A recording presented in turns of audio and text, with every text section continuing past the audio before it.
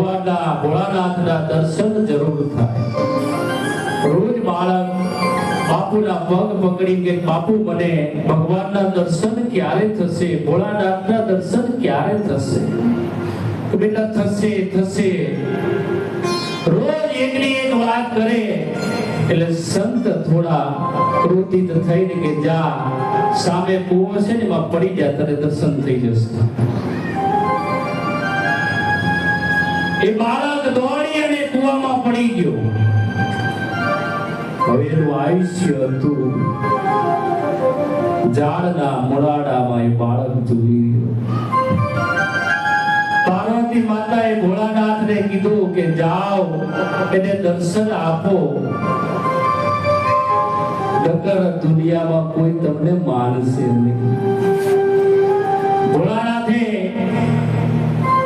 સામાન્ય માણસનું રૂપ લઈ કૂવાના કાંઠે આવી કે બેટા બહાર નીકળ, હું જ ભગવાન છું. છોકરો બોલે કે ના, તમે ભગવાન નથી, તમે તો સામાન્ય માણસ છો.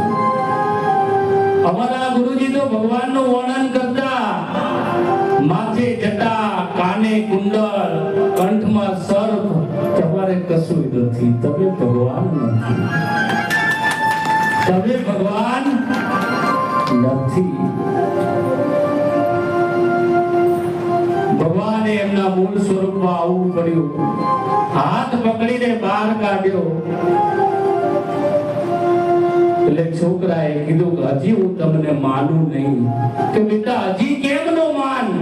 કે ના, મારા ગુરુજી આવીને એમ કે આ સ્વયં ભોળાનાથ છે તો જ હું માનું, નકર હું માનું અહીંયા ને અહીંયા જ ઉભારો. દોડતો ગયો બાપુને હાથ પકડીને કે બાપુ આજ આવો, તમે નક્કી કરો કે આ ભગવાન છે કે નહીં. બાપુ કે ક્યાંથી ભગવાન આવે? બાપુ પળ જતી રહેશે, તમે આવો, નક્કી કરો. જો પળ જતી રહેશે તો ફરી નહીં આવે.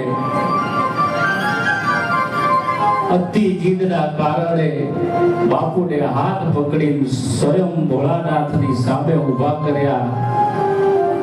બાપુ તરત બોલ્યા કે હા, આ દેવાધિદેવ મહાદેવ છે, પગમાં પડી જા.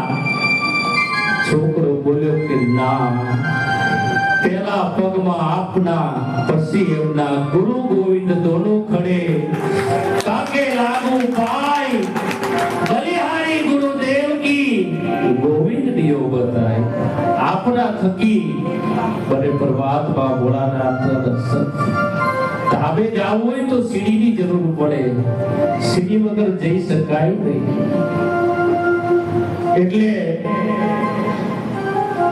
અમારા સંતોના શબ્દો સમજજો.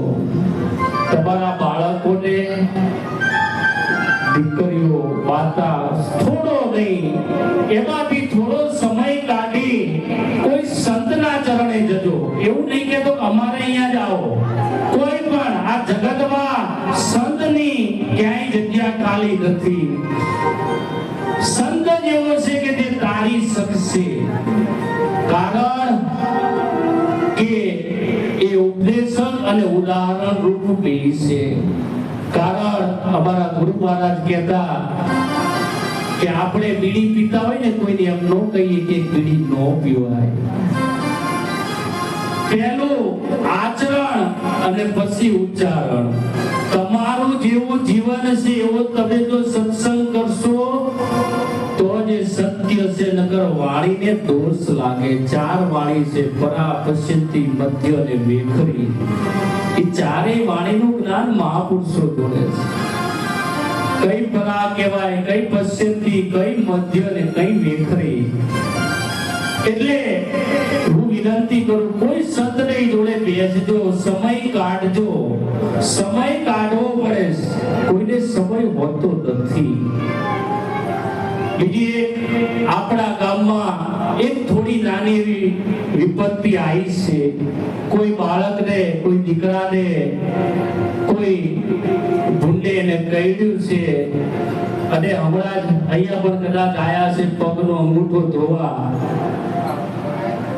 અને એ દીકરી કંઈક એવી પ્રાર્થના કરી કે કંઈક સારું થઈ જાય. બારીન તમારી જેમ હમણાં સાહેબે કીધું, એક આપણી ફરજ છે, આપણા ગામમાં કોઈ દુખી હોય તો એના માટે એક આપણે પ્રાર્થના કરવી.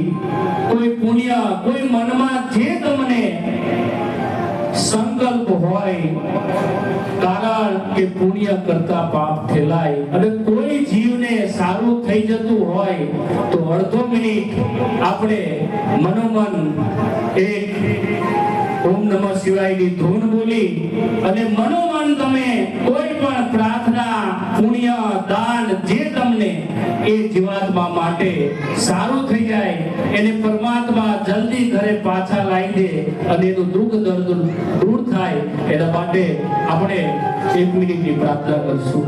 ઓમ નમઃ શિવાય. આપણે શાસ્ત્રીજીને કહીશું કથા.